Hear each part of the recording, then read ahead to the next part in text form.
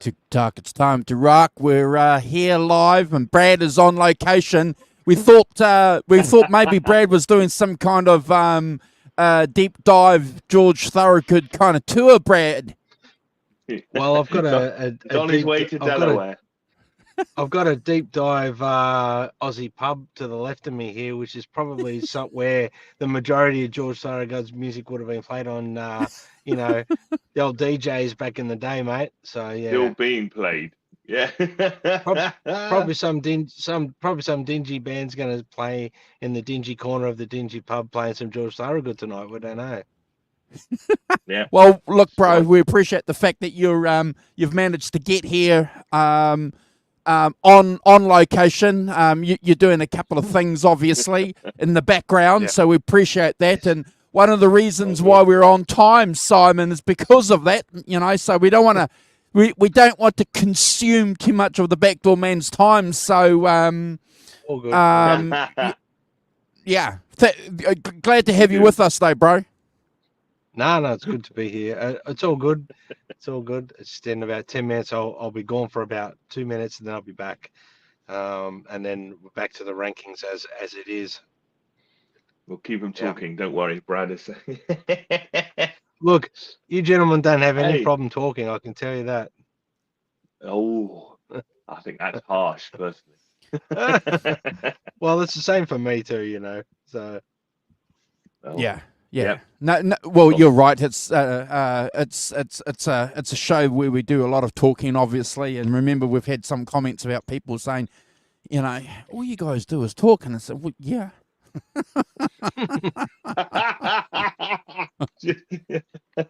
That is true. Yes.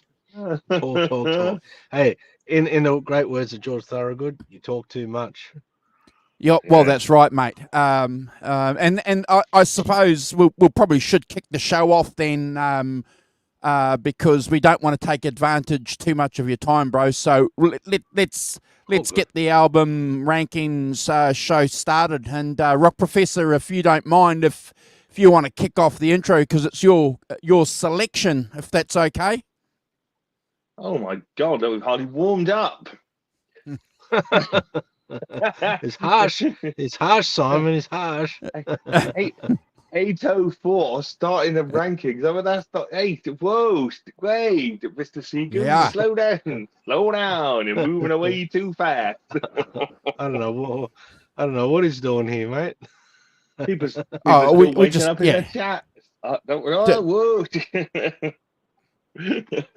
Just don't want to take advantage of your time, bro. That's all.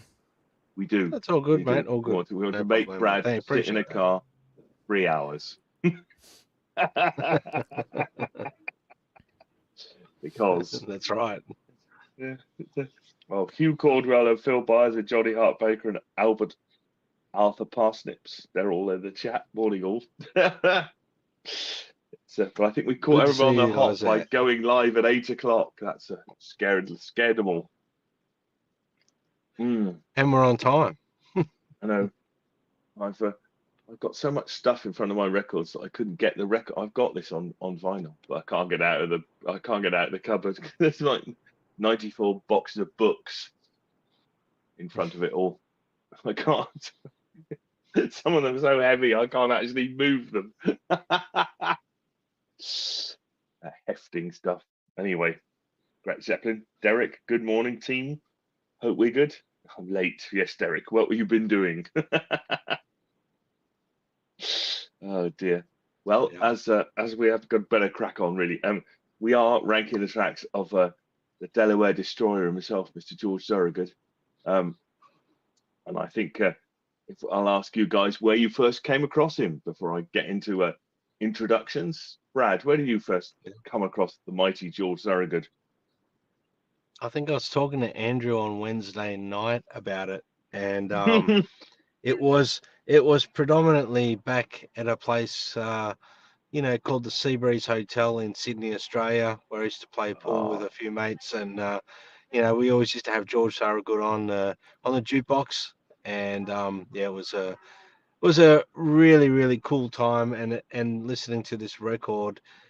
This is like early '90s for me, early 1990s.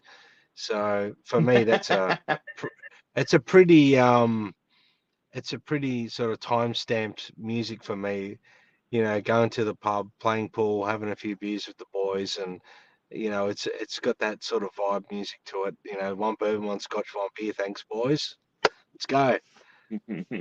Yeah, but no, it brings back a lot of memories. This album, I haven't listened to it, Simon, for a very long time, and No.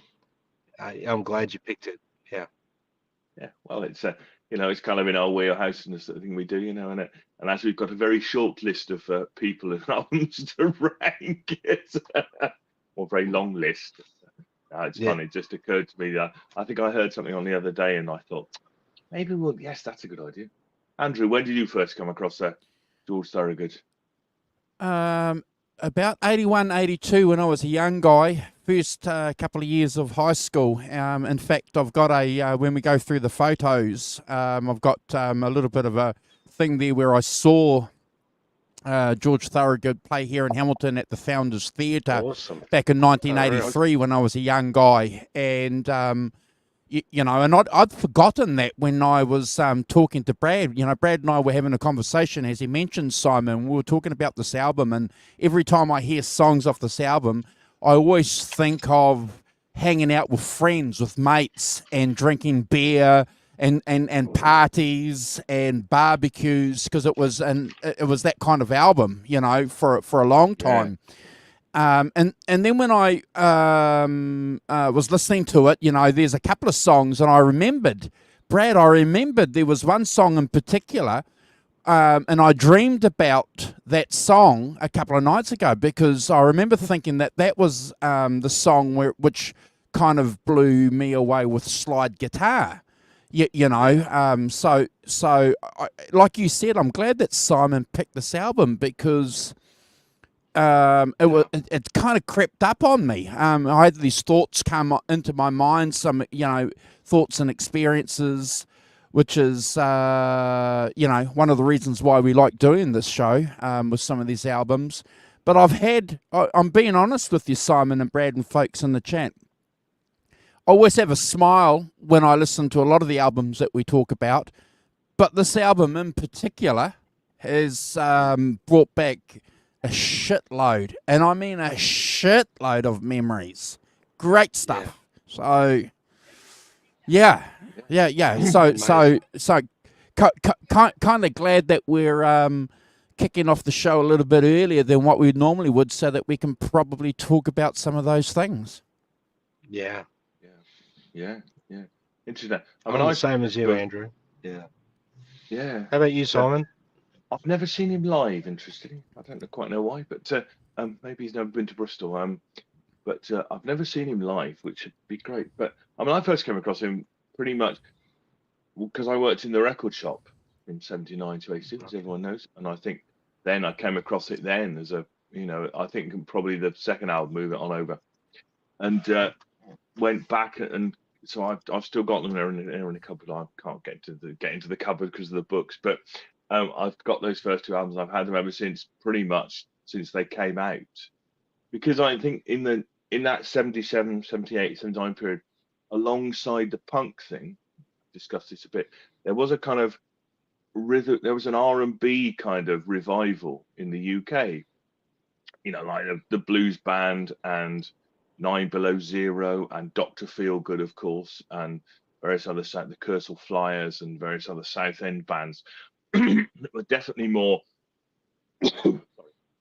R&B, rhythm, the old style R&B, not what R&B is now, proper R&B, blues bands. And there was a thriving also local scene in Bristol of people who played blues like that, R&B stuff, that kind of very pub, as Andrew just described, pub orientated blues bands, and lots of people were doing it in the late 70s, and certainly in Bristol, I'm sure everywhere else there was a kind of thriving local scene of people who'd. I mean, my boss Tony was at the record shop. The guy ran the record shop. I mean, he had a fantastic kind of three-piece. He's a great guitar player, great rock and roll guitar player, really, Tony. But he would do late 50s into early 60s stuff, Beatles and things, and Yardbirds for Your Love is probably about as late as he got, mid 60s stuff. But fantastic. But that was, we had loads of pubs, thriving pubs who played lots of live music and things. So he kind of George Thorogood fitted into that that kind of blues revival. One hesitates to use the word revival in 1977, but I mean, clearly he'd been going a bit earlier than that. But that's where he fitted in, and he fitted in with that very energetic kind of driving style that suited that era. So I always thought he was fantastic. Those first few records are just Bad to the Bone, Move It On Over, and this one just brilliant. Brilliant bar records. Things you go. I can remember going to see very similar bands in Bristol. In the pub, and kind of as you say, a few beers. Sweaty, jumping around stuff, and people harmonicas and 335s and things. It's all that kind of hey, and playing all over. Yeah, it's fantastic. It's brilliant. So I too. And I've had them ever since and played them periodically, and it always cheers me up when you put it on. Bit of good time bar music, it always cheers you up. And I think the other thing you have to remember back in the good old days when we all still rode around on horses, it was very much dance music. It was very much music to dance to. It had that kind of backbeat and that rhythm, and it kind of, I mean, it's not the same now, and people don't dance to the same thing, but people dance to it then. Very much. You're in a bar, in a club, people are dancing. Absolutely this type of music. Yes, thank you. Yes. Before going out and having a spot. Before going out and jousting, we would dance to George Thorogood. Back in the day, yeah. In the day, so always been there. Always been a part of my musical history, really, from age 20 onwards. Always loved him, and I thought he's brilliant. That kind of driving style. Yeah. So fantastic. Does anyone know? Is he still performing? Is he still performing these days? Yes, guys, he's doing his 50th anniversary, Brad. 50th anniversary tour this year. Here we go. 50 years. Go. It's there you go. Wow. Yeah. It's I mean, he started off and he formed it. 73. He formed the Delaware Destroyers with high school friend and drummer Jeff Simon, who he'd known since he was 6. Talk about his school friends getting it together, and he was once asked. Somebody asked him about how come that he had the same guys in the band for years and years and years, and he said, "You've got to respect them." Oh, what's that? Somebody's being killed in the background. Give me 1 sec, gentlemen. Yeah, you're right. Carry on. Rankin, somebody's being punished severely in the background. But no, I mean, that thing about and we all talk about this a lot, on here. You keep your band together by paying them properly and respecting them. Respecting them with the old money thing, which is so I think that's interesting. But I just thought I'd do a quick thumbnail of George whilst Brad's away. He won't notice. Morning mission. I'll say hello to everyone in the chat in a minute. So George Thorogood is born February 24th, 1950, and in Wilmington, Delaware. Hence the name, the Delaware Destroyers. And he's been going for, as we said, 50 years. And he began his career as a solo acoustic performer, which has some. You can see that on here. There's a couple of things that we'll get to later. In the style of and I think these cornerstones are still what drive Robert Johnson and Elmore James. you know, that I think those are the cornerstones of what he still does, to be honest. Those two artists. In '73, he formed the Delaware Destroyers with high school friend and drummer Jeff Simon, and they developed their sound, a mixture of Chicago blues and rock and roll. You know, they played early shows were at, you know, University of Delaware, and just playing around that bar scene in Delaware. Nice, a little tagline. During this time, Thorogood supplemented his income by working as a roadie for Hound Dog Taylor to get his money going. This album was released in 1977 on the Rounder Records label, which is Rounder Records is more of a folk label, kind of local folk, and his kind of historical label, really. So it's a bit of an unusual addition to the Rounders roster of artists, but yeah, that's true. It's you know, consisting, as we'll get into, mostly of blues covers and things. It's you know, the basis, as you can see, of the bar room set that you would have been doing then. So it's gone on, you know, was certified gold, and is you know, is still a classic on classic radio and things. I think that you know, he said that, you know, they got lucky several times by being in the right place at the right time. First of all, in kind of alt radio, that '77, they got played a lot on radio, American radio, alternative radio, college radio and stuff. And then he said that they were in at the basement of MTV, so they were on MTV quite a lot as well. And you know, so he said, I mean, I've read an interview, he said he got really lucky by being in the right place at the right time for those three things. Sirius Radio was the other one he name checked. That kind of played his music, and you know, he was successful off the back of those, and is still touring 50 years later. So hats off to him for that. It's fantastic, you know, career, really, being able to make a career. And I think he's kind of, did he play at Live Aid, Derek? Did he? God, yeah. Blimey, I've forgotten that. in the heyday, yeah. Well, proves how popular he was, and you know, and still, if you, I've watched some recent clips of him doing stuff. I mean, he's still absolutely storming it, and you know, knows how to hold an audience, and knows how to perform, and you know, tearing about the audience, and ripping it up with his slide guitar thing. Fantastic stuff. Whilst Brad, I'll just say hello to everyone in the chat, if that's all right, Andrew. So we've got Hugh Caldwell. Morning, Hugh. I don't know if Hugh's still awake. He was early, but Phil Byers, Johnny Heartbreaker. Morning, Johnny. Albert Arthur Parsnips. Morning, Albert. How are you? Hope you've been good. Had a good week. Derek Clacton. Morning, Derek. And Ellen as well. Morning, Ellen. Oh, he's back. There we are. I'll just keep talking till you come back. We may be here for some time. Sorry about Gretch that, Zeppelin. gents. No worries, it's fine. Gretch Zeppelin. Morning, Gretch. I'm just having a run through. Mission RD 100. Morning, Mission. Good to see you. Tony Byrne. Morning, Tony. Hope you're good as well. Hope we all had good weeks. And looking forward to Sunday. Hopefully that's everyone. Did I miss anyone? Hopefully not.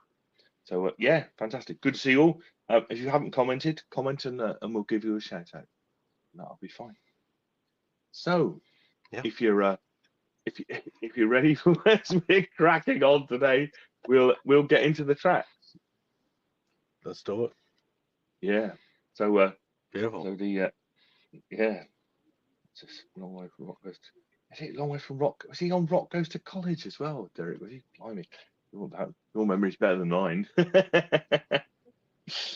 So track one, the opener is You Gotta Lose, which is a cover of an Earl Hooker song, and basically is I think a classic electric Chicago blues on steroids kind of thing. You know, plenty of energy, plenty of it's got that kind of punky energy to it.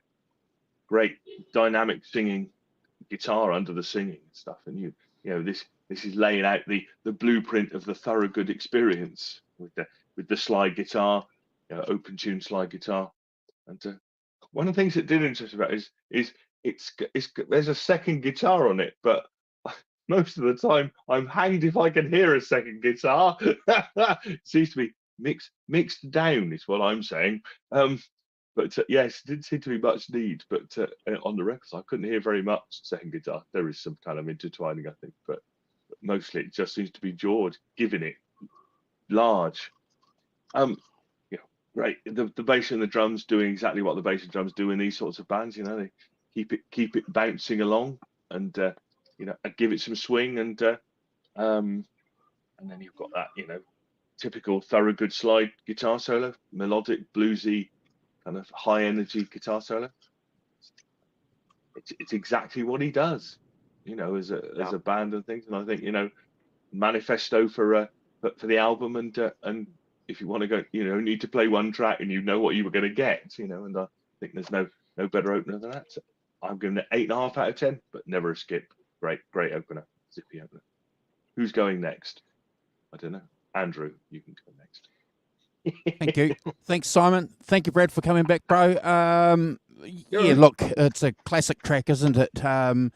And as the rock professor said, he's nailed it with the vibe, and that's the most important thing: the vibe, the feeling that you get from that opening track, the drums and the vocals, but also that incredible guitar tone. It's just fantastic. And again, I like saying this when we talk about early tracks. It gets a little bit better and better later on.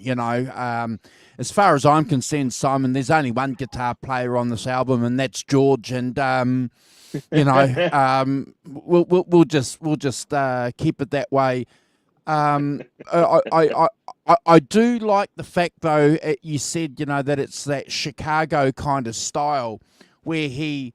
Brad, and Simon, a lot of us have spoken about the technique of slide guitars. Dwayne Allman, for example, would play the slide and have a little bit more control on that finger. But with George, he's got it on the thumb, and he's not kind of too concerned about just getting those single notes, is he? When he's playing, it's all about the vibrations and as many strings as possible going through his amps. And I like that. His technique he's not Dwayne Allman. And that sort of, what is it, cacophony of sound that he gets, Simon, it's just incredible. And as you said, wonderfully well, it's an opening track on this album that's going to give you a blueprint of just about everything else that's going to come. And I haven't given it a miserable 8.5, piddly little 8.5 out of 10. You've got to have somewhere to go. Yeah, I've given it a 10 out of 10, and it's never a skip, Brad. Well, boys, I'll let you guys tussle out the highest score over the 8.5, the measly 8.5. Measly 8.5, yes. Yeah, look, it's a great version of a classic song, as you alluded to, Simon. And I've got here, it's raw, it's energetic. It's got that real blues foot stomping feel to it. It's got that great slide work, growling vocals. There's a gritty raw edge, than a little bit more than a classic blues sound. It's got a gritty raw edge. I like, Simon, how you mentioned the punk sort of thing in there, but it's still blues to me. Yep.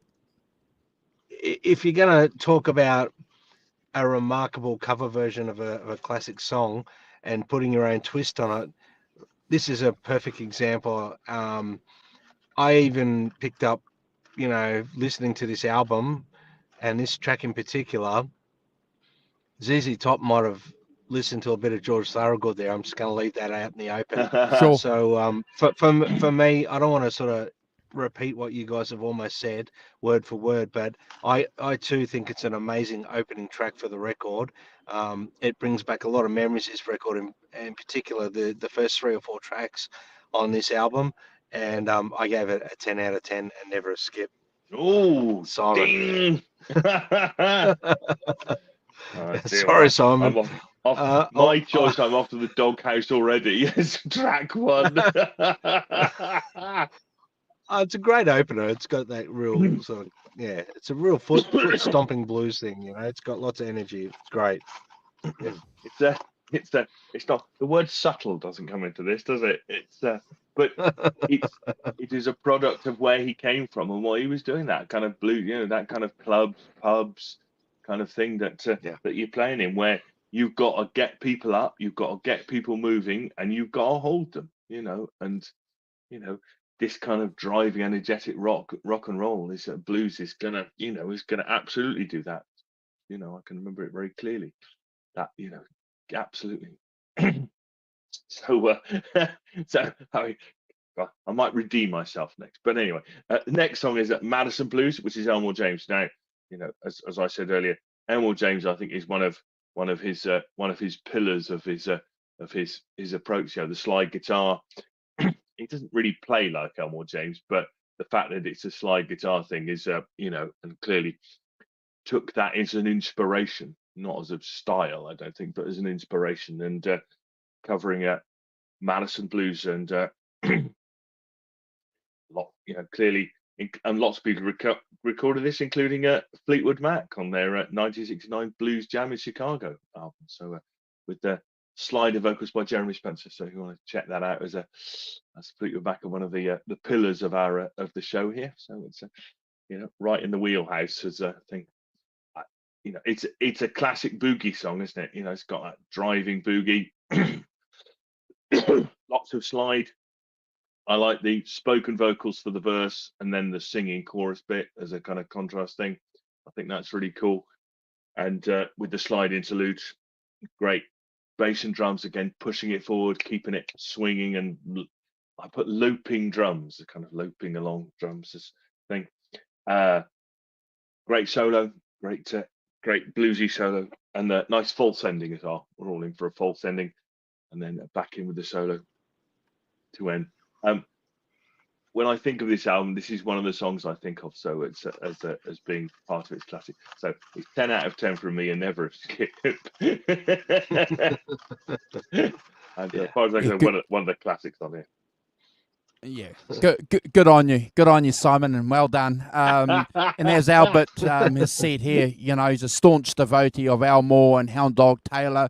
And again, a lot of those guys were, and Jeremy Spencer, as the rock professor has already mentioned, there's a couple of great versions that Fleetwood Mac have done live of Madison Blues, and I ask you to go and check them out because, again, Jeremy can play a version that's very similar to Al Moore's, but also a version that's a little bit very similar to what George is doing here on this particular album. Classic song, isn't it, Brad? It's a classic song with untold different versions out there. We love it. It's one of the first songs that you learn to play if you're beginning slide, I'm sure. It's just an incredible song. And I look, when I heard it in preparation for this show, it's been a long time. I can't remember the last time I heard it. They don't play this often on classic radio. It's a couple of other songs, and one in particular that's coming up that they play all the time. But Brad, I had a big smile on my face, and just thought, actually, George is a pretty good slide guitar player. I do remember back in the day hearing people saying that he was sloppy and messy, and I don't think Simon though was saying it in a kind of nice way, a positive way. It was almost like a way. It was almost like a put down. I'm sure. That's definitely. But look, at the end of the day, everyone has opinions, and we talk about that often. And the only real opinion that matters is ours at the moment when we're talking about the album. So I too have given this 10 out of 10, and it's never a skip, Brad. Yeah, it's an absolute classic number, classic song. This song reminds me of touring in my real first sort of touring band I played in. I remember the bloke who was taking us around, my son's grandfather, Gary Green. He used to play this song relentlessly through the PA when he was setting up the PA. And it just reminds me of that time. It's got a really classic blues sound. I mean, the Elmore James song, you know, if you compare the Elmore James version to this one, there is quite a contrast there. I mean, he's put his own spin on it, and I love that. I love that he's put his own spin on it. It's fast paced. It's got that boogie woogie sort of thing going on there. It highlights his mastery of rhythm guitar. That's what I've put here, guys. I think it's you can really hear the interplay between the guitar riff and the drums, and his rhythm, his natural rhythm is what I'm saying too, Simon. You know, not just like playing the chords on the 1 and the 2 and the 3 and the 4. I'm talking about his natural rhythm. You know, he fits in there. He's got his own rhythm. The drummer's playing along. They're locked in so tight there. It's relentless. And you know, I think there's some fantastic playing through the whole band plays really, really well. I love his slide playing. It's unorthodoxy, but orthodoxy, if that makes sense. It's unorthodoxy. It's got a little bit of authenticity to it, but it's got a bit of edginess to it, and his vocal really shines through. He's got a lot of that depth to his vocal, and we all love a good blues singer and someone who's got a bit of identity in their voice. And I picked that up straight away. You know, it's George Thorogood as soon as he starts singing. So that's an identity thing in his voice that I'm referring to. So for Yeah. me, I'm also a 10 out of 10 and never a skip with this one, guys. It's a marvelous track, Simon. Yeah. Okay. Yeah, I think I'd just pick up on Albert's comment of George has always been a stauncher devotee of the Elmore or Hound Dog Taylor school of slide than he has been of Earl Hooker and Robert Knox. But I think he has also, there's a kind of, he has his own style. He's managed to develop his own style of that open tuning and that kind of, as you said, that kind of combination of rhythm and lead slide playing, you know, where you're playing a lot of the strings a lot of the time. I don't think that's sloppy. I think that's a style, you know, and I think that's right. kind of, to me, I'm interested in what the guys in the chat think as well, that actually that's a bit more like when he started off, he was a solo acoustic player, and I think that's a bit more of a solo acoustic thing, but played on semi-acoustic guitar, but playing on electric guitar. And I think, you know, that, as I said earlier, you know, I did struggle to hear much rhythm guitar. So the rhythm guitarist is, you know, where it seems to be all George, and that combination of playing a lot of the strings a lot of the time give you that big sound, but you know, and you get that rhythm and slide kind of combination thing. As I say, I don't think that's sloppy. I think that's a style. I think he's just a powerhouse rhythm guitar player. But when I say rhythm, it's like I said, it's rhythm and lead, but it's rhythm in a sense where he's got his own timing, and it's playing on top of in and between the beat. It's amazing how he does it. Fantastic. Yeah. So great second track. Yeah. Track 3 is to me one of the classics on this album. It's called One Bourbon, One Scotch, and One Beer, which gets played on classic radio a lot, and it's a combination of two songs one of them by John Lee Hooker, but one of them is called House Rent Boogie, and which serves as a backstory to explain the singer's situation, and then it goes into the One Bourbon, One Scotch, One Beer, which is a different song. And although John Lee Hooker did used to do them both, and apparently Thorogood said to Hooker, I'm going to join the two things together and make them one long song. And I think apparently it was a tactic for the bars and the clubs he played in, where drinking was a primary activity. You'll be amazed to hear.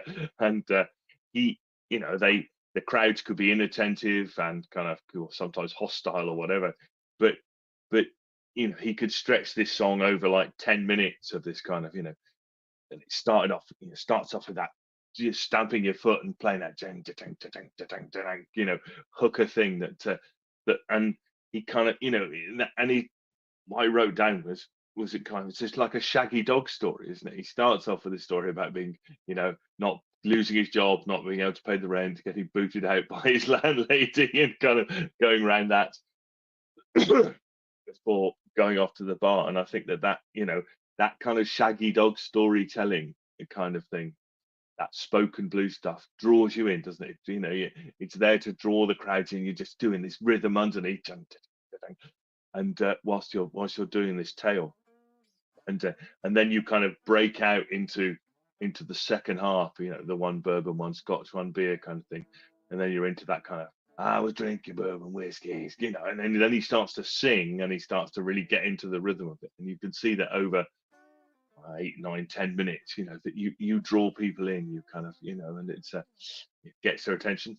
Apparently, it had a tendency to boost bar bills as well. There are bars where you can go in and order a Thorogood, which is one bourbon, one scotch, and one beer. You know me, I always like that sort of thing. There's actually a thing called a Thorogood, which is fantastic. So I think that it's to me, it's one of the classics on this. I love the dramatic guitar responses to the vocals, storytelling. I like that driving, but the contrast between the first half and the second half, but it's kind of joined together brilliantly to make one great song. I give this 10 out of 10 and never a skip. It's a fantastic, fun, proper bar song that you could, get away with it. Andrew. Cheers, mate. Tony, thanks, brother, for joining us, and thank you for the comments, and we'll catch you next time, and thank you for the support that you give us weekly. Always good to see you. We like to do little shout-outs to people in the chat, but thanks, we want to do a special shout-out to Alan too. Obviously, Alan is here often. Always, Alan's here. Always. Yep. Even during the midweek shows that we do. So thank you, Alan, for your support. And we're keeping you and your family, obviously, in our thoughts and prayers too. So keep that in mind. Yes. Simon, I think you've hit the nail on the head. I too have written exactly great storytelling on this song. And as I mentioned to you guys before in the intro, great smiles, huge smiles when I listened to this album. And I've been listening, Brad, to this song for years because, as the Rock Professor said, it's on classic radio. But in conjunction to listening to this song with this album, and putting yourself back into this time capsule of going back 30, 40 years, it's just remarkable, isn't it? The vividness of some of the memories that you have that can be triggered by the song. And you said it, Simon, with the chorus. How many times did people sing the chorus at parties that you went to that didn't even know the rest of the words, Brad? You didn't need to. You didn't need to. It's just one of those great songs. And as somebody who knew a little bit about blues early on, compared to some of our friends back in the day who didn't, you kind of had a bit of a smile on your face that something that was inspired by blues had a contemporary kind of feel for people in their lives when they were listening to modern crap, back in the day. Does that make sense, Simon? You kind of... we got you under the spell now, kind of thing.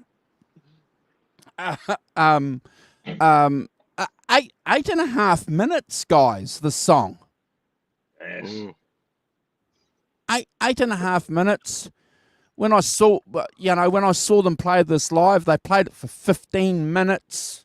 It was just, it was just an incredible experience, incredible song. I've given this a Brad score. If you haven't heard this song, you need to go and check it out because it's one of the greatest interpretations of a blues song, and by a white guy. you know, and we, Yeah. you know, if that means anything to some people, And that's it saying doesn't that really mean. respectfully. Saying Yeah, that yeah, yeah, respectfully too. yeah, and that doesn't mean a lot to us, you know, because it's all about the music. You know, we're colorblind, but you know, sometimes some people think that some guys can't do it, and you know, clearly this guy can, Brad. Yeah, that's it. That's it. The thing is, Well, he took two songs, put them together, and made it his own, didn't he? And you can't say fairer than that. Yeah. Sorry, Brad. Yeah. There you go. No, that's right. Well, one bourbon, one scotch, one beer. Well, this song takes me way back to, you know, I remember this song being played quite heavily on rotation and on, you know, classic rock radio back in the 90s. And I was discovering the blues back in the early 90s. You know, I was a rock head and into classic rock, but I was going backwards with the blues, John Lee Hooker, Elmore James. I was going, and even, you know, sort of more like the big kings, the three kings, B.B. King, Freddie King, Albert King. I was getting right into those guys. And then when this song would come on the radio, or even better, when you're at the pub after you've had a few, you know, frothies under your belt and you're playing pool, you can't help but sing along to this one. It's one of those songs that gets you right in the mood. And, you know, without doubling up on what you guys have said, I've got my notes here, but I'm going to sort of skip a lot of it because the storytelling side of it is something that I think is a classic blues scenario for a lot of these older guys. They were telling a story in the song as opposed to singing about today's sort of things, which we won't go into. They were more about pure things, day-to-day things that were happening, being able to afford the rent, being able to, you know, sort of get past the lady and go and have a good night before the missus caught you and things like that, and all these sort of things that would go on in those days. Simpler lifestyle, simpler things, probably dealing with, in their eyes, big problems that are still big problems, but obviously there's bigger problems around these days. But to simplify it, it's a pure blues song, storytelling. It's you can really feel the, you know, the emotion in the song with the lyrical content. You put yourself in the song when you're listening to it intently, but when you're at the pub playing pool, you can't help but sing along to this one. And it's great how he did mash and amalgamate the two songs together, the start of it and the dynamic of the song, how it lifts. And you can really hear his guitar start to wind up like as it comes into one bourbon, one scotch, one beer. And I love that. And his vocal, his phrasing, guys, he's got that blues phrasing. And that's a hard thing to get down vocally. I'm talking about phrasing is very difficult. If you're not a bluesman, you're just singing words. If you're a bluesman, you're feeling it. And that's what I'm, every time I hear this, and this, like Andrew, you said, you had a big smile on your face listening to it this week. Well, mate, I had a massive smile on my face this week listening to this because it took me back many years, and I haven't listened to this in many years. So, thank you again, Simon, for picking this one. But I had to give this one a 100 out of 10 and never a skip, guys. It's a classic. Simon. Isn't it? Yeah, yeah, it is. It is, isn't it? And yes, it's interesting that how he managed to make that his own and things. But by plugging into that tradition, which he's kind of on the tail end, obviously, gone tail end all those blues guys, but still going. It's Greg Zeppelin says this song made me feel better for not paying my rent. So there we are. Back in the day when we paid rent. Yeah, well, let's be honest, we still have the same daily struggles of being able to afford to pay rent and everything. We've got to work hard. You've got to put in the miles, and the bills keep coming in. They hit you like a ton of bricks over the back of the head. That's the blues, man. That's what it's all about. You spent all your money traveling around Europe. You haven't got an excuse. Yeah, and drinking one bourbon, one scotch, one beer. Yeah, we've seen the photos. Yes. Lovely. All right, cool. So we're on to track 4. So track 4 is kind of the other pillar of his of his background, I think, and this is a kind-hearted woman by Robert Johnson. So and goes back to, I think, to his earliest days. of a kind of acoustic blues, basically. I don't know. I keep thinking when I hear this that it's a 12-string. It might be a 12-string. It might be a 6-string. I'm not entirely certain which. If it's a 6-string, it's beautifully recorded. If it's a 12-string, still beautifully recorded. But fantastic acoustic blues with again still with the slide, but the slide more subtle and more balanced with the vocals than not quite the same punch throughs with with the electric stuff, which is fine, and I think that this acoustic stuff provides a really nice dynamic change and a contrast with what we've had before. We've had three electric, hard hitting electric blues tracks, and starting to branch out onto the into kind of acoustic stuff. So nice, really good plaintive vocals. I think the singing is really great on this, and puts his heart into it. Just a really great acoustic blues song. I gave it 9 out of 10 and never a skip. I think it's a really nice contrasting. Andrew.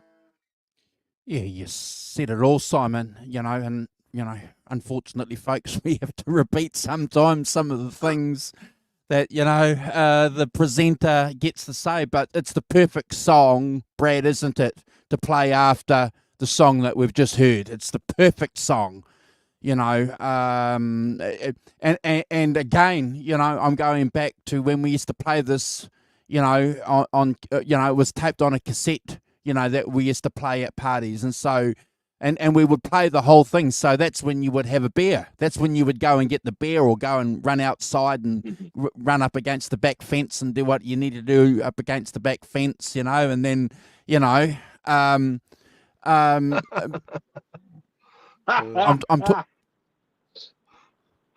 Steady now.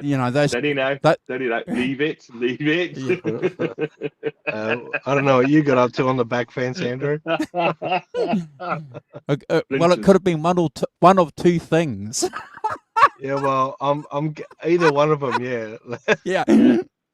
Just splinters. That's the first. Oh, jeez. All right. Right. Watch out for the splinters. Stop that now. Stop that now.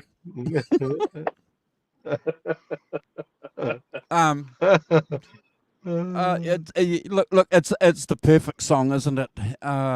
For the contrasting of the album, and again, just the way that it segues in. Classic blues song, Simon, as you've already said, and he plays it well. He's got his own little twist, but his vocal is a little bit more, in the classic, as you would expect it to be sung classically, and I kind of like that. But the guitaring isn't. He's got his own spin on the guitaring, which is a fantastic thing to do. And as we've said on the intro, we've got to give this guy credit. This guy, because we talk about Keith Richards, we talk about Eric Clapton and Jeff Beck being gateways, and Led Zeppelin, being gateways back to the blues. This guy did it in truckloads too.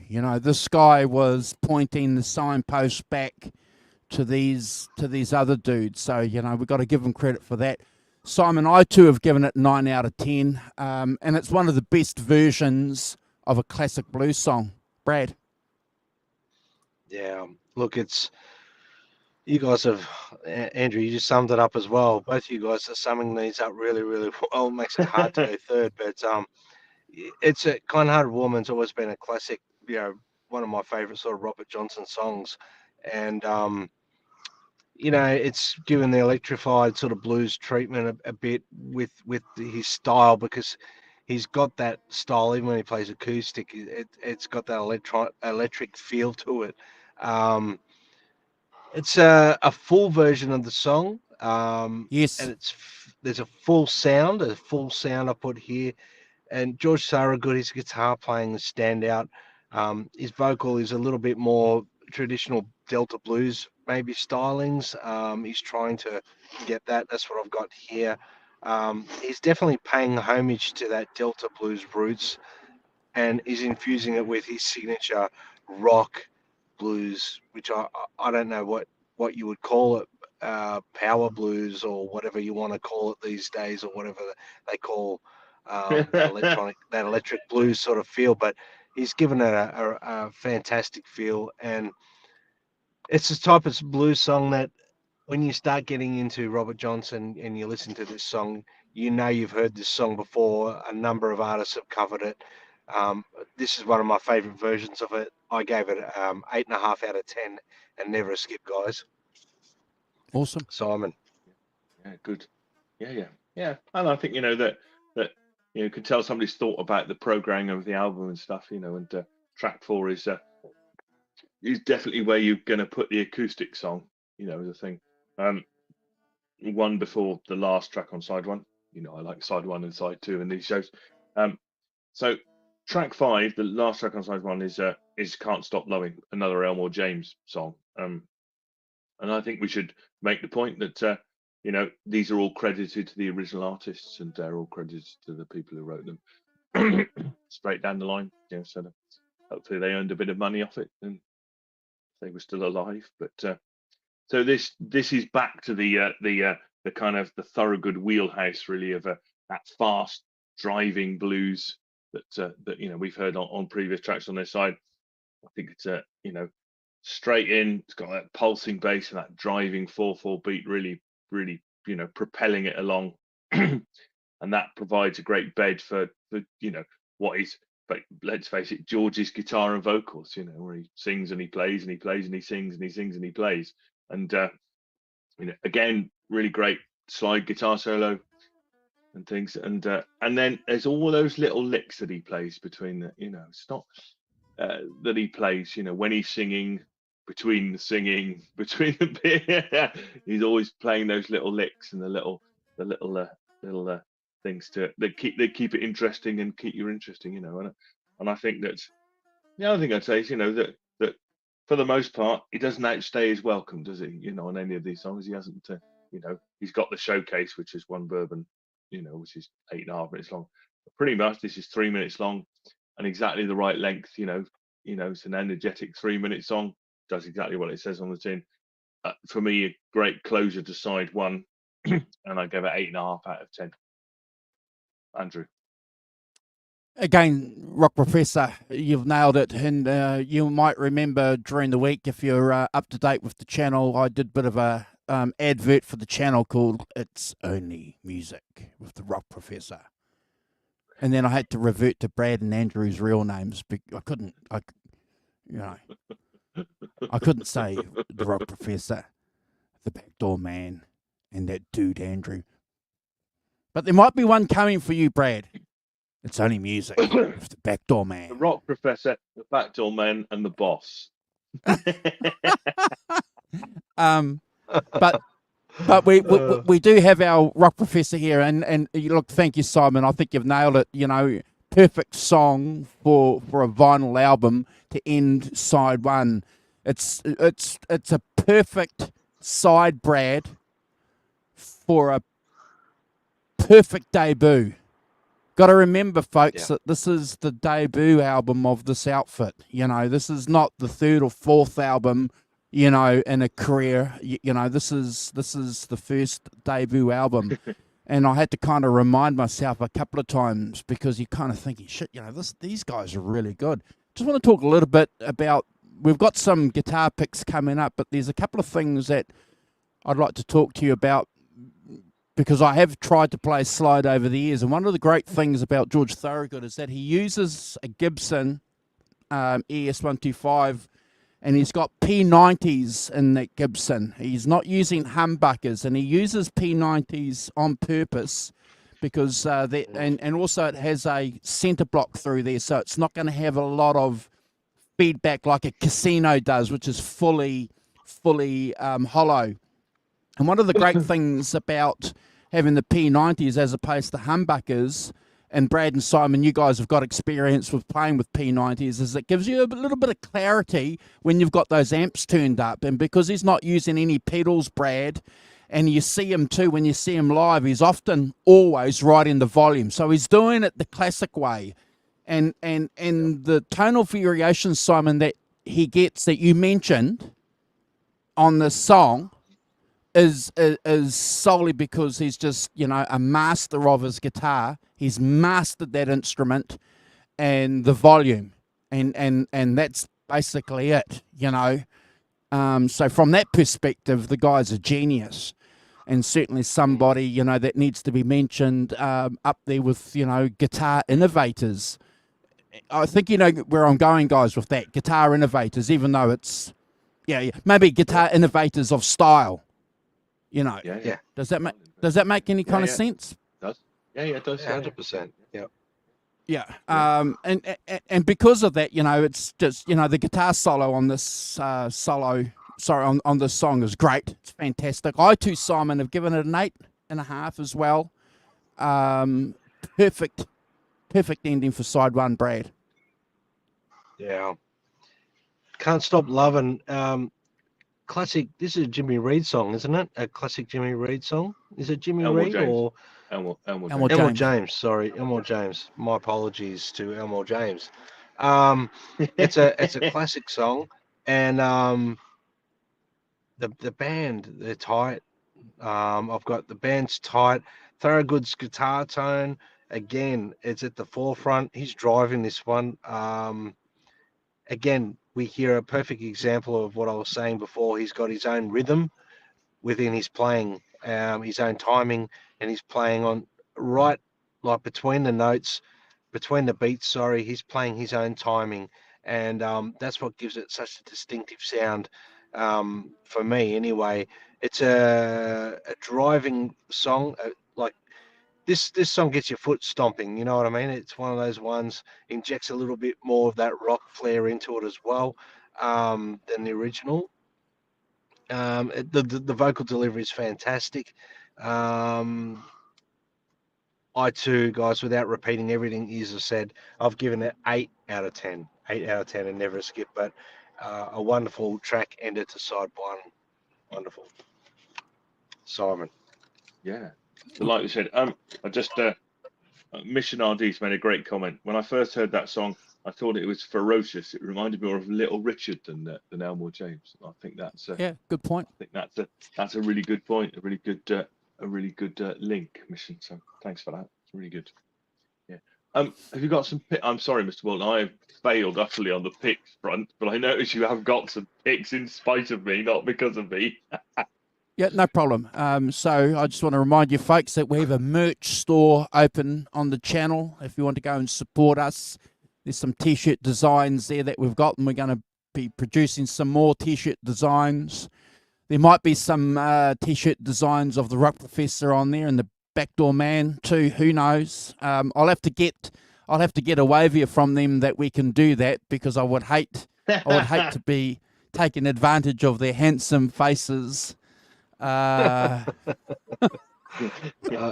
if someone wants, if someone really wants to wear a picture of me or the Rock Professor or you, Andrew, let them go. No one wants that. No one wants that. No one wants that.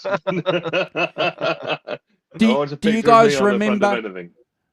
Do you remember when John ZD351 did the Deep Purple with the three candles? Burn with the yes. Yeah. So I'm going to do one with that. Yeah. Yes, beautiful. Yeah. Anyway, back to work. One. Yeah, it's not bad. So this is the album cover, folks. Again, beautiful, classic album cover, Brad and Simon, from my perspective. It's got a guitar. And I remember having conversations with my friends, and we didn't know anything about ES125s back then. We knew what a Gibson Les Paul was, and we looked at these guitars and we thought they were just jazz guitars. There was a comment made earlier. We knew Ted Nugent used to play a guitar similar to that, Brad and Simon. So, didn't know what it was, but it was a guitar. Yeah. But that's not jazz, is it? The one that we can say about this show is not jazz. It's not jazz, Simon. And there you can see him. This is again from '77, because we like to incorporate the photos from the era of the album. And you can see that those pickups there aren't humbuckers, they're P90s, so they're a Gibson version of a single coil, and they work really, really well in hollow body guitars. Yeah. Yes. Kind of full range, aren't they? Kind of, I've got a P90 guitar, semi-hollow, full P90. It's kind of full range as well. You got it, Simon. Yeah. And there he is there. He had a great stage presence. If you haven't seen him, you know, from this era or any era play live, please go and check it out because, he's got the full package, Simon. Oh, yeah, definitely. Yeah, absolutely. Live is where he kills it completely. And this is a poster from the UK where the Rock Professor mentioned in his intro when there was a bit of a revival going on with rockabilly, roots music in the UK, led by people that were, as the Rock Professor said, that were listening to, you know, punk music, you know, mainly driven by, you know, the DJs at that era or from that time who were onto it. And also young people from the universities, Simon, you know, and the polytechs were driving that kind of forward as well, that authenticity.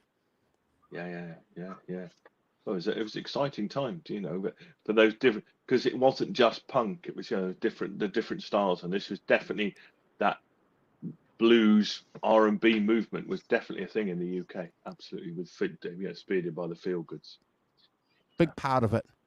You could imagine half the people going to this would have been working class guys, and half the people going to this would be, you know, people that would be going to an Exploited or an Ian Dury concert, Simon. You know, that's what they were doing.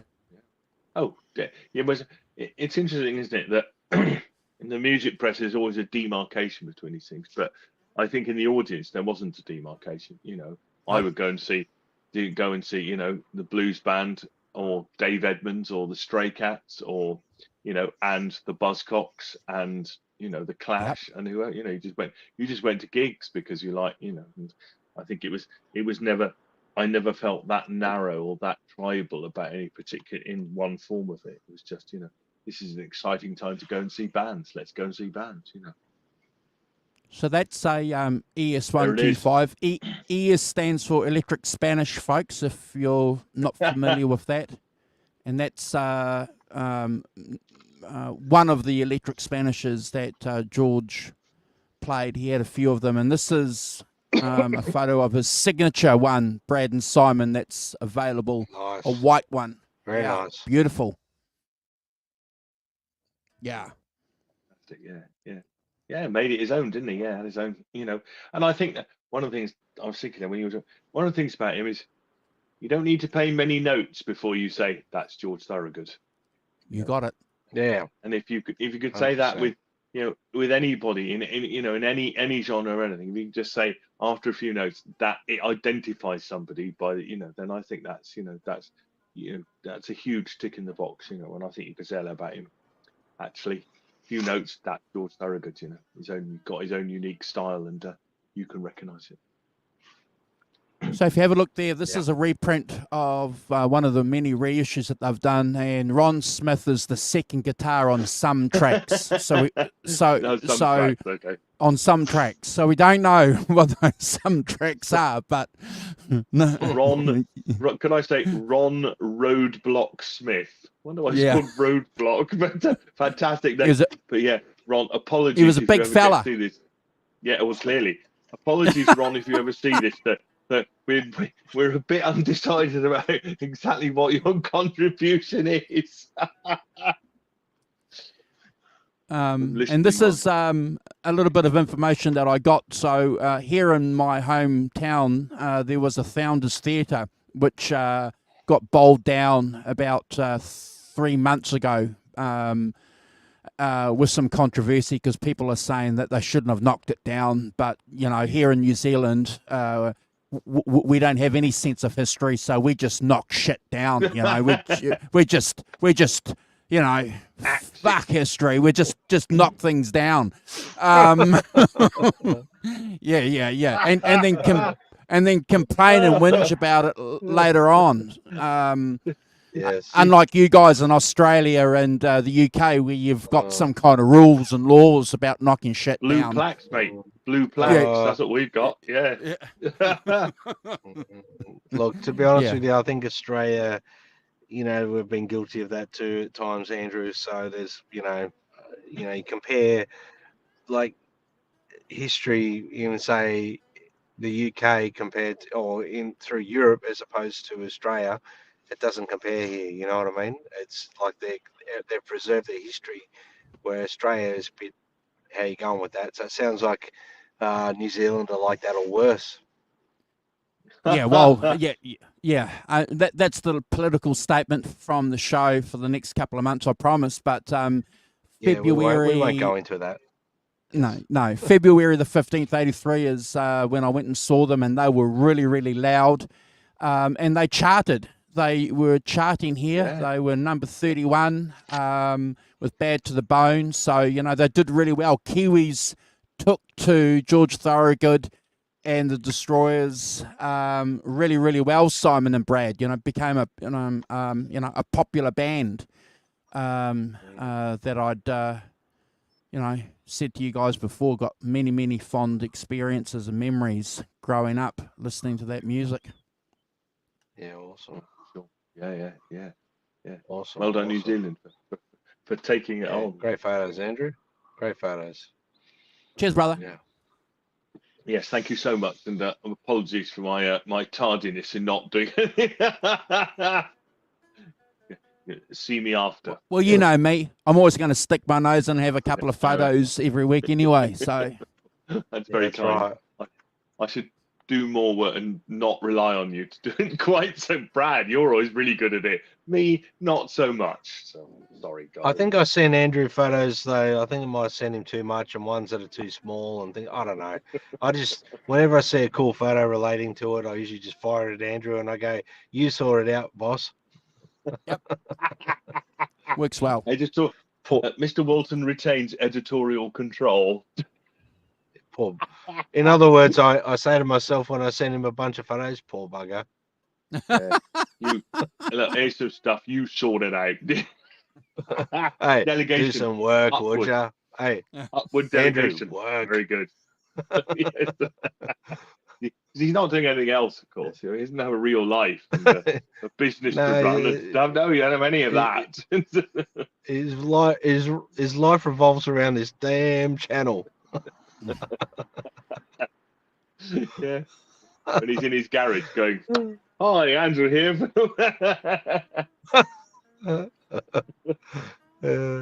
Hey, Simon, if we keep it up, we might not have a job. We better watch ourselves. I know. Yeah. He just won't invite us next week. It won't be a StreamYards invite, and then where will we be? and there'll be 2 new co-hosts on. Do you guys want me to give you an ultimatum? You want some ultimatums? No, yeah. Hey, well, No. we love the blues, mate. Hey? Hey, isolate. Yeah. Oh yeah.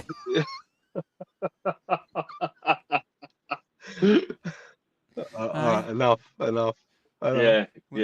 You could put your headmaster's mortarboard on and give us a wigging off. Insubordinate crew. Anyway. Oh, Anyway, my thank goodness. you for the pick. Dr. Wilson, that's very nice. So we're moving on to side 2. We like to do side 2 here. It's the correct thing to do. The opening track on side 2 is Ride On Josephine by Ellis McDaniel, better known, of course, as Bo Diddley, and it has all the elements, doesn't it? It's that heavy driving guitar, that Bo Diddley beat, shaving a haircut, 2 bits, whatever it is, and the lyrics struck me. The lyrics have lots of kind of car references and stuff. Struck me as being very kind of Chuck Berry. I was reminded of, oh look, I don't know whether Chuck took it from Bo Diddley or Bo Diddley took it from Chuck, or they got it from somewhere. Anyway, but it struck me as being very sort of Chuck Berry like the lyrics and things. The stunted guitar under the singing, and you've got proper call and response stuff on this track as well. And who isn't a great kind of rhythm guitar slide solo kind of thing. It's not sort of got that mixture of chords and single notes and stuff that I think is really good. And who isn't a sucker for a pick slide, eh? Yeah, sucker for that. As a piece of dramatic guitar playing, it's a track is always enhanced by dragging your pick down the string, and it's never a bad thing. And I think again they use the kind of device of the drop down for the towards the end, and the kind of spoken vocal trick as well, which I think is really cool. Great opener to side 2. I gave it 9 out of 10. Never a skip. Andrew. Yeah, thanks, Simon. I just thought of something when you mentioned the reference to cars. So I think there was a natural progression for a lot of these black blues musicians and rock and rollers, because for a few years before that, they were singing about trains leaving from the Delta going to Chicago. Remember, that was the reference point for a lot of the guys, Robert Johnson in particular. And then when they got to Chicago, they're singing about cars. So I think that's what they're doing. And what's a car a symbol of? When you're young, you freedom. Are we back to the back fence again? Or no. Well, there's a wonderful reference about Grease seat. Lightning. Remember Grease Lightning? What's the reference about Grease Lightning? I can't remember. Remind. Being a pussy wagon. Oh, it's a real pussy wagon. Oh, you guys asked, So anyway, we do. It's rock and roll, folks. Reference to a song. Yeah, we're only talking about rock and roll. Simon, reference song in Greece. Simon, let me say that well-known family film. I reckon Andrew probably had a panel van back in the day. Hey, I did. I had a green Escort panel van. It was great. Oh my lord! Oh, what, Andrew Walton, the invincible Shaganator?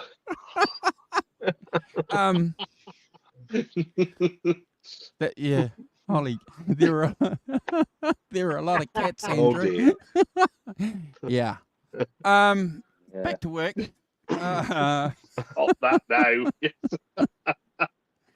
Right on, Josephine. Look, as you said, Simon, it's a Bo Diddley song. For a lot of people, I suspect it would be probably the first time they've actually heard the Bo Diddley beat for a lot of people. And I just want to make a little point. Doing the Bo Diddley beat, and I think we've spoken about this a couple of times, it's not easy. It's not an easy thing to do when you're learning to play the guitar. And even now, and you try and keep that Bo Diddley beat for 5 or 6 or 7 or 8 minutes. It has its own thing, and you got to be on the ball. It's not easy to do. But when you nail it down, you get some kind of satisfaction, don't you?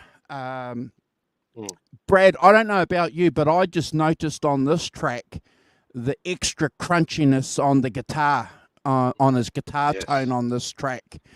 And I don't know whether he's using another guitar. I couldn't find. So it could be another guitar or it could be another amp. But there's definitely a tonal difference on this track, and I'd be interested to hear what you have to say about that. But I too have given this 9 out of 10, and it's never a skip. Yeah, right on, Josephine. Fantastic opening track for side 2. It's got that classic Bo Diddley beat that you referred to, Andrew, which, to take on a Bo Diddley beat and do it well is quite difficult. People think it's quite simple, but it's actually quite difficult to do. So to revisit a Bo Diddley song and do it the way that George Thorogood has done is remarkable. I'll put here gritty vocal delivery combined with infectious rhythm, and the rhythm guitar the guitar tone is a standout on the track for me. It's got a lot of you hit the nail on the head, Andrew. It's a different tonality on the guitar, and it shines through. It's got a little bit more grit to it, but it definitely doesn't sound like. I think it's a different guitar. Maybe he just picked up another Gibson Yeah, he had or something for that song. yeah. Or he had it in a different tuning, and it was easier to play that one than retune the one that he was recording. I don't know. I'm just guessing. These are all hypothetical guesses. So there's a lot of. It's a relentless beat. There's still that rock and roll swagger in there that we know really well by George Thorogood at this point. Um, it's I've just put it's a remarkable version of a classic blues song. He's given it a little bit of a modern edge for that time frame. I gave it a 8.5 out of 10, guys, and never a skip. Cool. Great opening track for side 2. Yeah, great version, and as you say, kind of keeps the beat going. Track 2 is a first original, so it's not many originals on here, and 2 I think, but this is the first one called "Homesick Boy," and quite a sort of contrast from the previous song. There's much more of a kind of rock and roll groove to it. It's kind of got that rock and roll swing groove to it that I think is, it's the right place to put this. It's a distinct, difference between that song and the previous song, and I think it with that kind of rock and roll groove, and it's got again that kind of slide shuffle bit and the walking bass, and a nice bluesy melodic slide solo to it. It's a kind of it's not the most memorable song on here, but it's got a groove and it's got a swing to it that is always attractive. I gave it 8 out of 10, but never a skip. Yeah, again, Rock Professor, you've nailed it. It's a track that you would expect to find on around side 2. It's again, you've mentioned it before. Yeah. Whoever programmed this album, the programming is one of the categories that puts this album in the masterpiece categories of debuts, in my opinion. And I'm glad you mentioned the bass, because it's the only song up until now, Brad, where I can distinctly hear the bass. Distinctly. Yes. Where the bass is doing its own thing. You can kind of hear it in previous tracks, but on this track, it's definitely doing its own thing. And we love that. We love that when we can hear that, when it does, when the bass does pop.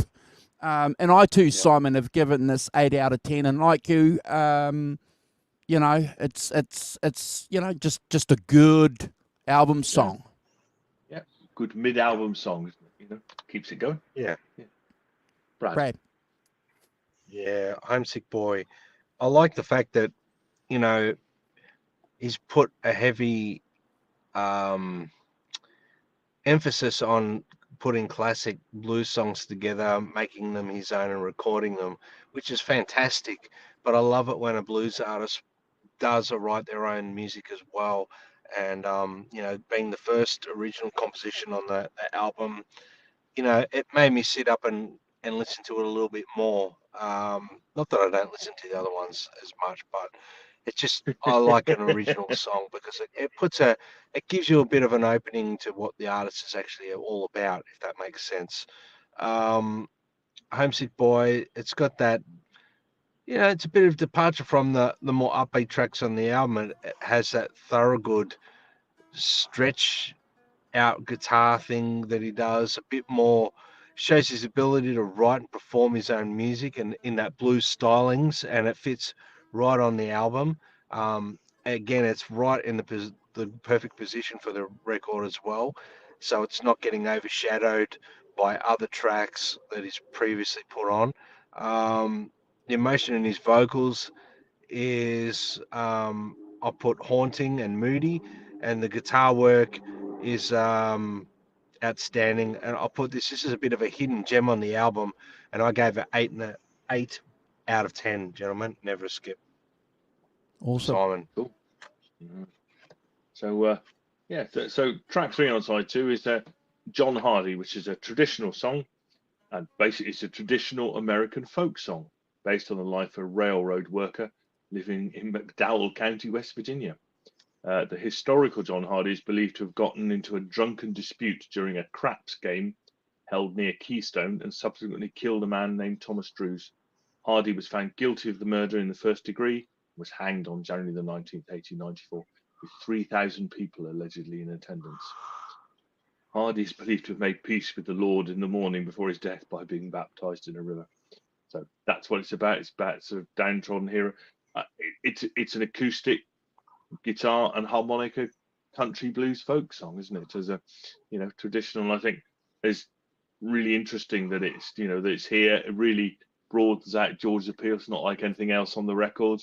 It has its own unique vibe to it, and I think I'd pick out a couple of things. Clearly, the harmonica gives it an extra dynamic edge that we've not had before. I've had no harmonica on the album before, so I think that's good. Acoustic, we've had some acoustic, but not quite like this. There's different style to it, and I think the vocals are really good. I think he's got some real soul in this, George, and he sings it really well. I think as a thing, I was very much in the sort of, it reminded me, of course, of Dylan and stuff, early Dylan and things, but and has a kind of typical sort of story of a downtrodden anti-hero song in the folk tradition.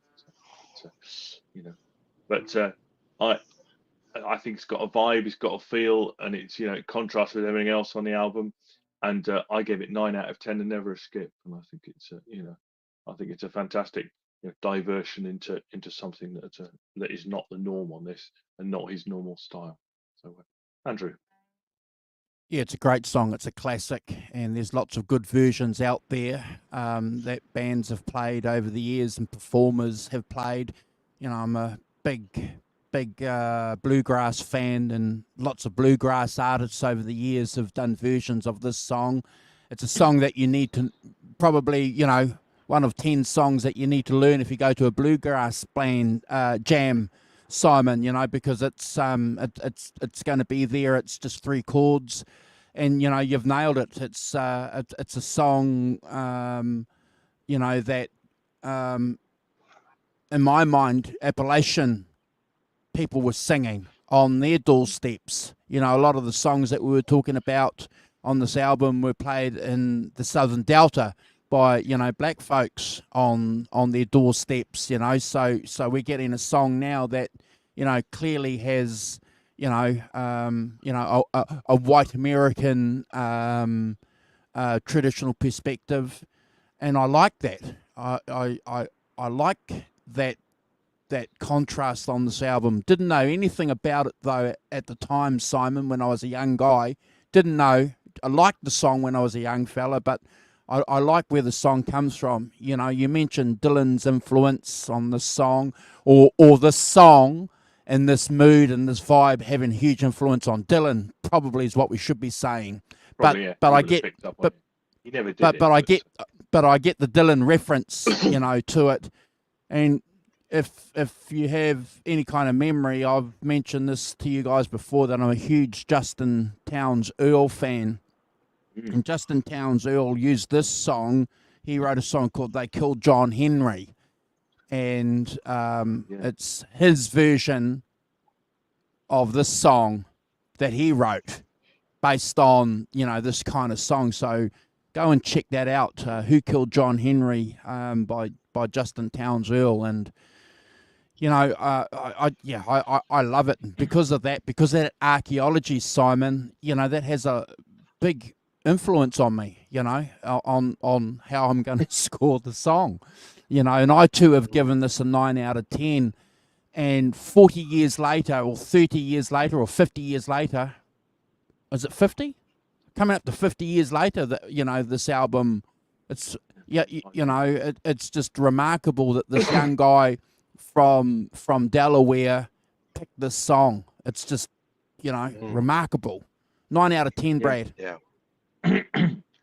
I've just realised that Brad has disappeared into the darkness. I'm here. I'm here. The sun just automatically went down, and I feel like I'm really living up to the backdoor man thing, sneaking around in the dark. I'm sorry, guys. Smile. Just see your teeth. I am here. There we are, Lexi. I am here. I am here. I am here. Nice.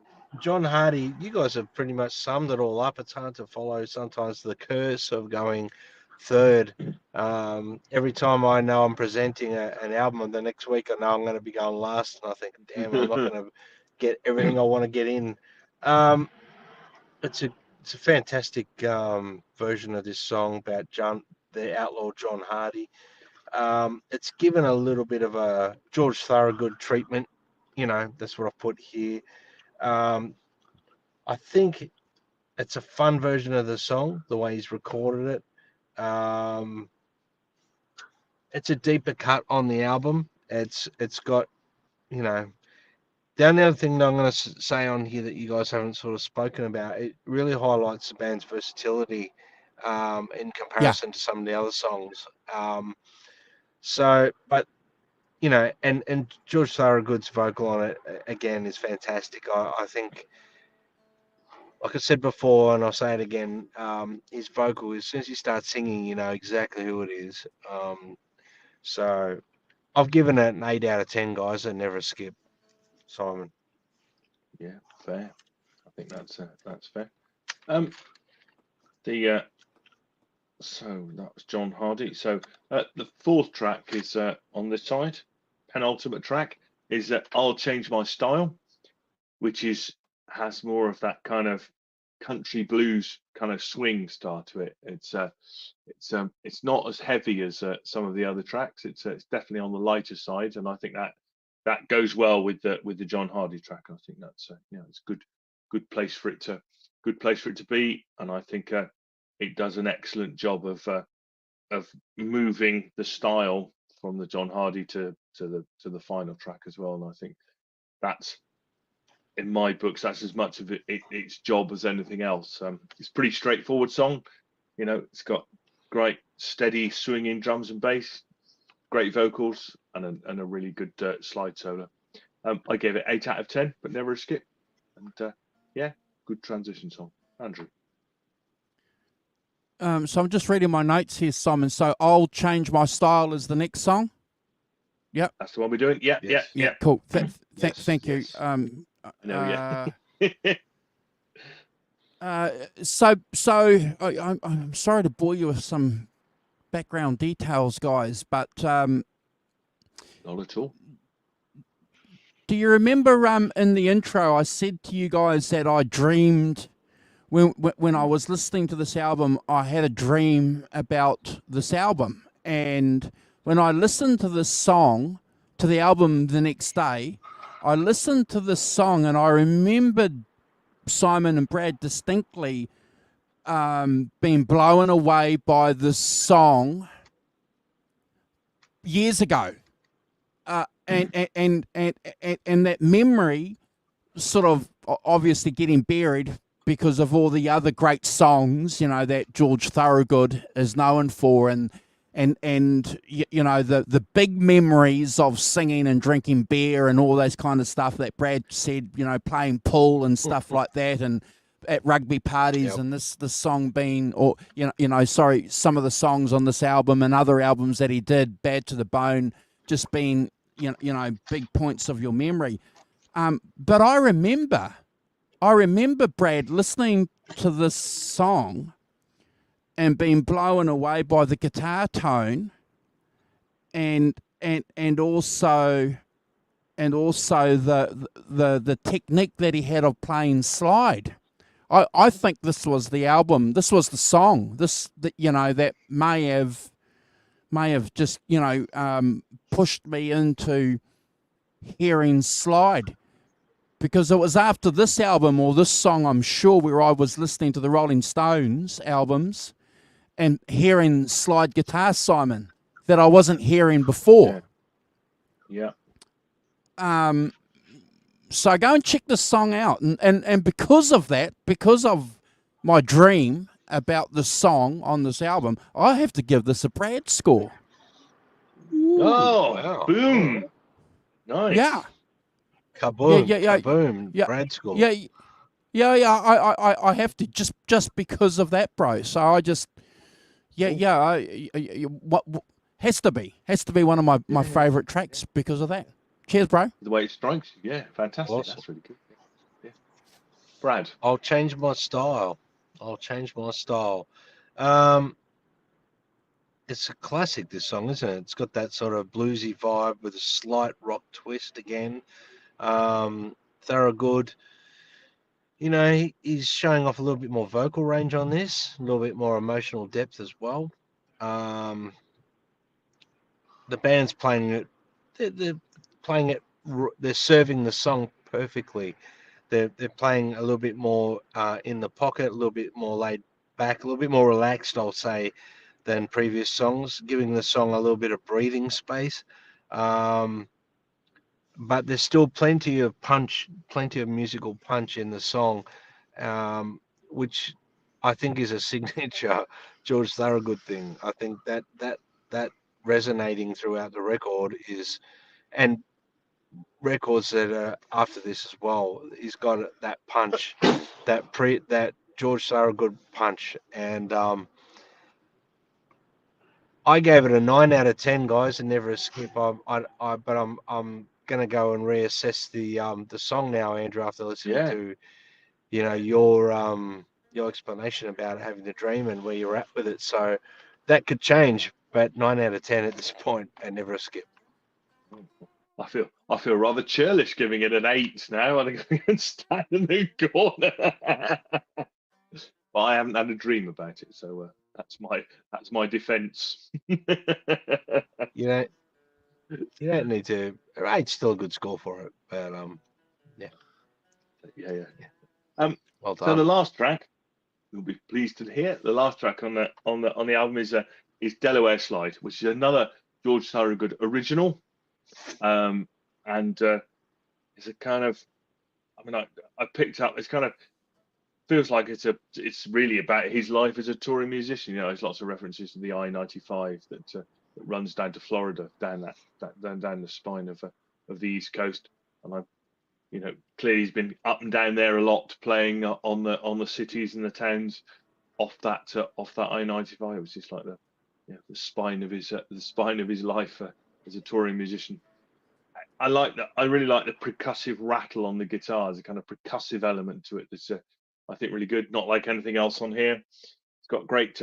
I've got hi-hat loop, and it's got ticky hi-hat stuff and great swing. Again, I'll mention the bass on here as well. That kind of doom kind of stepping bass, kind of classic stepping bass line.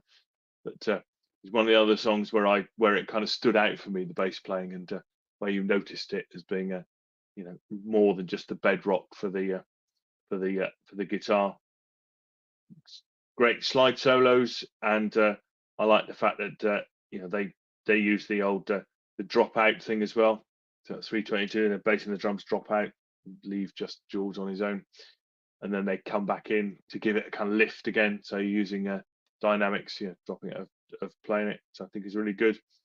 I like, as I've said, the percussive style, and I like the gradual kind of slow down, about 6 minutes as well. That's a nice dynamic trick. And then you play some half speed. There's a kind of half speed, isn't there, section, and then he gets back up to full speed for the ending. I think this is a great ending to the album. I've always loved it as a song. I think it really stands up to scrutiny about what it is. I gave it 10 out of 10 and never a skip. Andrew.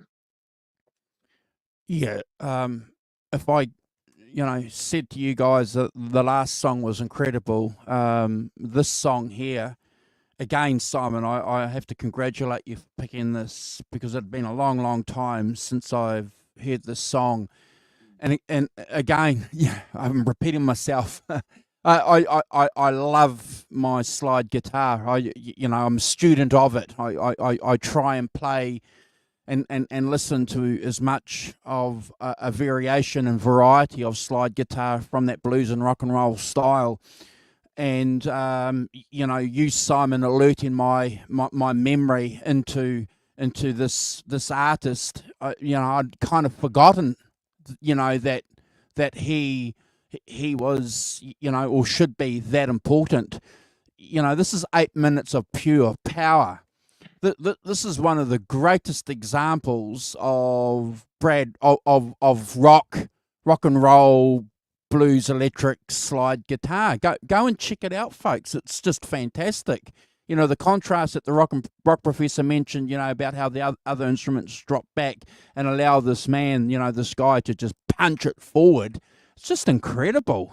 It's just about a perfect song. From my point of view, I gave the last one a Brad score. I have to give this one a Hugh score. I just think it's an incredible song.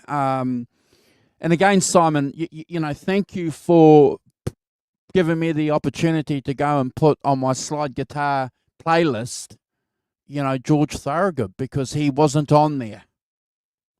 Brad. Yeah, it's interesting that, isn't it, that he wasn't. Anyway, Brad, carry on.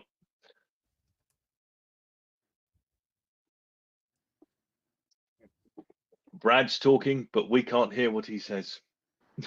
Sorry, I'm It's trying all to be mindful of. I've got a lot of background noise here, so I put it on mute. But yeah, I have to agree. I've never really thought about listening to George Thorogood when it comes to slide and working on slide techniques and whatnot.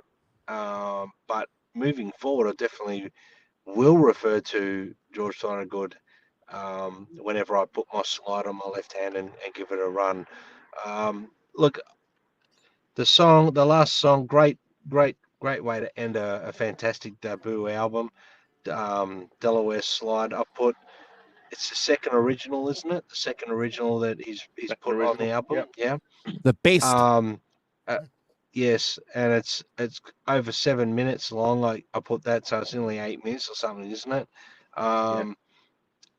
There's some epic slide guitar and solos on it. You know, Thorogood's letting loose. He's showcasing his technical prowess a bit on the guitar. The song's got that driving rhythm and builds up with a hypnotic sort of effect. I put great closer to the album. You know, it's Thorogood, you know, nodding to his roots, I guess. Slide guitar blending traditional blues with his more aggressive rock and roll orientated stylings. I gave it 10 out of 10 and a wonderful way to end the record, guys. But you know, I think it's a credit to George Thorogood for a debut album. It's bold, it's committed to the blues, keeping them alive. It's got his own rock and roll twist. It's raw, it's unpolished. There's so much energy on the recordings. You know, it's a good mix of covers that he's put on there. And I think the album's guitar work, especially the slide, remains a standout. And I think, you know, I'm glad that, Simon, you picked it so we could highlight this a little bit more, if that makes sense. And maybe get people thinking about George Thorogood again, you know, as a slide guitar player. So well done, Simon. Thank you. Yeah, it's been great fun. I mean, I think, you know, that just thinking about it, you know, that what struck me was that this is, you know, almost certainly what he would have done live, and it's very close to his live act. And they probably recorded it live in the studio, or pretty close to live in the studio. That's what it sounds like to me. It sounds like you're all playing together, and you know, to get those kind of dynamics, people dropping out, coming back in, you know, you've really got to be playing in the. You can't do that as a, you know, building it up. So I think in 77 when he was recording it, you definitely would have been in the studio playing them together, wouldn't you, as a thing? And I think that really shows. I think the dynamic between the musicians is great. I think that, as I say, that it's, you know, it's very much, you know, a mirror of his live set. I'm sure there's more things in live set than this, but, you know, I'm sure that that's part of it, is, you know, recording what you do live kind of thing. And that's a classic technique that a lot of bands use, isn't it? Try and go in the studio and recreate what you do live in the studio. But I think he really does it on here, and it's got variety. It's got you know, fantastic playing. But I think the variety is the interesting part to me. It's not just that sort of, you know, that straightforward, hard driving, you know, R&B on steroids.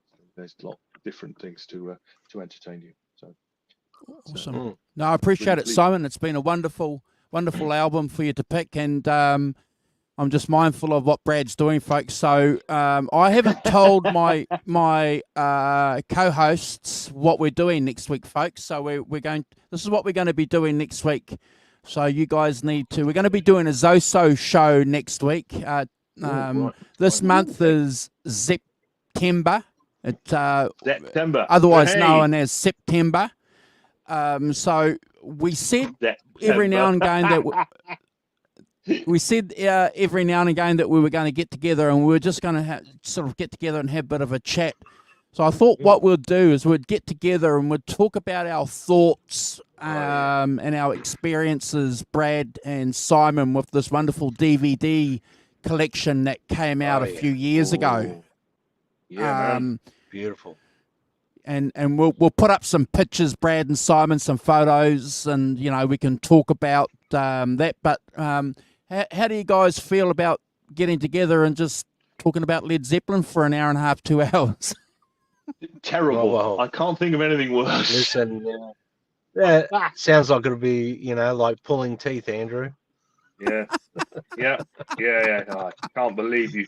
Anyway, yes, that would be lovely. Yeah. I can't think of anything better than to spend an hour and a half talking about my main man, Mr. Jimmy Page. I bow to no one in my admiration of the great James Patrick Page. Yes, absolutely. So that would be great. Yes. So what we're going to do then? Remarkable DVD. Yeah. So if you guys haven't seen that or got it, please go out there and grab it and watch it. And we'll also have some of our Led Zeppelin books handy as well. So maybe you've got that Led Zeppelin book too, the picture book too, haven't you, Simon? The photos book. Yeah. So maybe pick 3 or 4 of your favourite picks out of that book, that we can talk about, and I'm sure we'll find enough to talk about for 2 hours. Oh, look, it's even just talking about the performances will be 2 hours, So and I can bore you all again with my I saw them in 1975. Here we go. Yeah. All right. In which case you can mute me. If he's up again, tell him to show off. So we're going to celebrate September with the Zoso show. Yep. Sounds good to me. Sounds fantastic, Simon and Andrew. I'm up for it. Yes, me too. But I still get to pick the album for the week after. You do, and you get the pick. Yes, I know. Look at that. It's a That's the Walton joys takeover. of being the boss. That's the joys of being the boss. Yeah. We're living in a dictatorship. Look, it might be a Led Zeppelin album. Actually, we might continue the September theme. We might continue it on to the following week. So beautiful.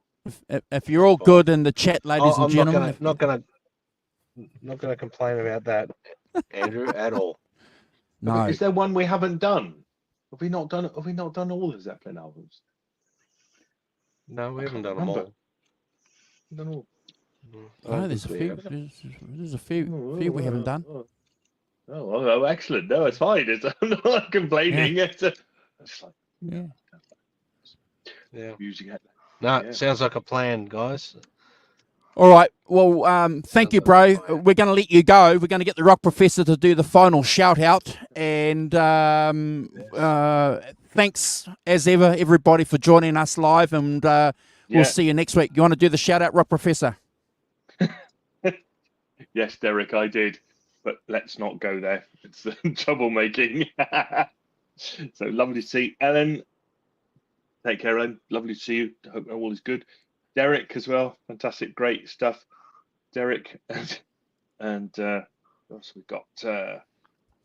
Mission RD100, great stuff. Mission, thanks for your comments and things, really good stuff there. Gret Zeppelin, Phil Byers as well. Thanks, Phil. Channel member as well. So he's in green. Thank you, Phil, for your continued support. That's really cool. Tony Bone as well. Going out to Northumberland, so have a lovely time in Northumberland, Tony. That's good. Albert Arthur Parsnips, fantastic name. Thanks, Albert, for dropping by. Really good to see you. Tony, Ellen, Gret Zeppelin. We had, of course, Derek. And we had Hugh Caldwell at the beginning, and Johnny Heartbreaker.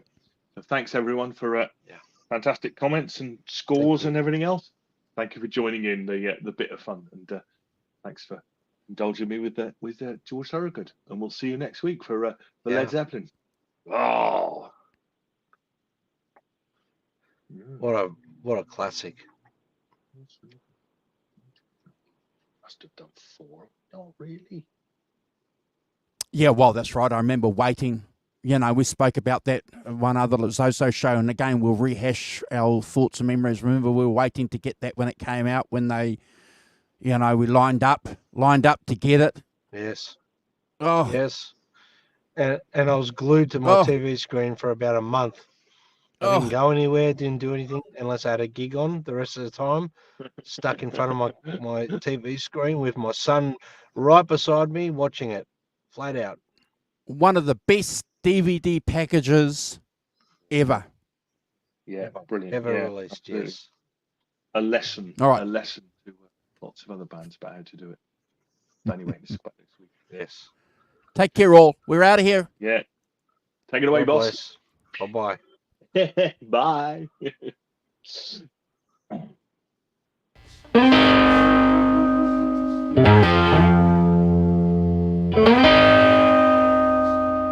Bye.